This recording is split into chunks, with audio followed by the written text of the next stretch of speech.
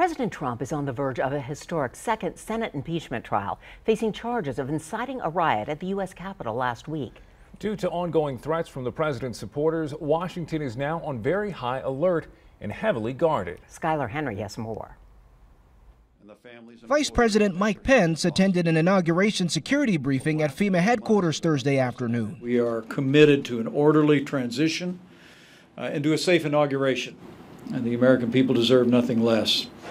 Ahead of the inauguration, thousands of armed National Guard troops are posted at the Capitol, with new fences erected and businesses boarded up. CBS News has learned of a new law enforcement bulletin warning that the success of last week's breach could fuel more violence among domestic extremist groups. There must be no violence, no law-breaking, and no vandalism. President Trump released a video Wednesday calling for calm after the House took the historic step of impeaching him for a second time on charges of inciting the U.S. Capitol assault.